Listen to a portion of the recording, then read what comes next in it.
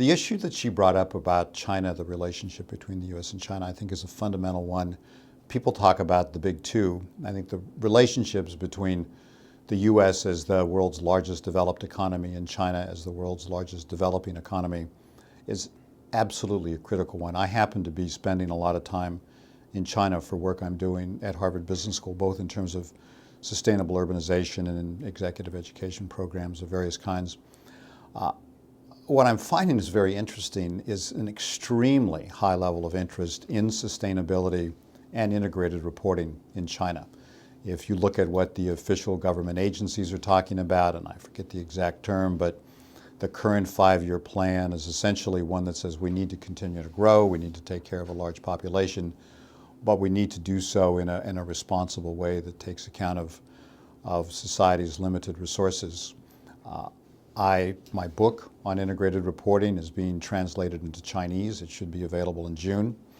When I'm in Shanghai in June, I will be doing a conference in collaboration with the Fudan School of Management. Dean Zhongwen Liu has been extremely supportive, says there's an extremely high level of interest in sustainability in China. One of my colleagues, Professor Chris Marcus, is doing a study of CSR in China, and when I ask him what the topics around CSR, corporate responsibility, are that are high on the list, environment is clearly high on the list, water's high, energy, reporting around this is high. SASAC, the agency that manages the government shares, the so-called people shares of the large state-owned enterprises, last year required the SOEs to start issuing CSR reports. It's not hard to imagine that SASAC would, when we think about talking earlier, the role of regulation could require the SOEs, which are the dominant market cap in China, to issue integrated reports. These large Chinese companies have the assets, have the ambition. They don't want to just be big companies in China. They want to be global players, and they understand that to be global players, they're going to have to play by global rules, and they're going to have to establish themselves as legitimate in the global community. Perhaps different standards in the U.S., certainly in Europe, around environment, around social, around labor. They're smart, they get it, they're adaptable, and I think you'll see tremendous change in China. In fact, one can imagine in China, because it doesn't have the same embedded infrastructure that you would get in places like Europe and the United States around rules and reporting and regulations. It's not completely a green field, but it's a greener field.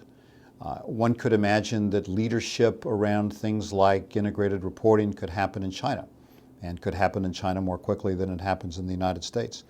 In Brazil, for example, 2 of the companies that we talk about in our book are Brazilian. There's an extremely high level of interest in Brazil around sustainability, driven by the great consciousness they have about the precious resources in the rainforest and needing to use those carefully. So it will be interesting over the next couple of years to see, as society becomes more and more committed to, I think the awareness is there, more and more committed to society, you could see leadership being taken by some of the major emerging market countries like China, like Brazil, like India. But I would agree with Mrs. Brundtland that the relationship between the U.S. and China is an extremely critical one. And if, from the point of view of my major mission around integrated reporting, if the U.S. could exercise leadership here in the developed world, and if China could exercise leadership in the developing world, I think that would be just terrific, and the rest of the world would probably get on board fairly quickly.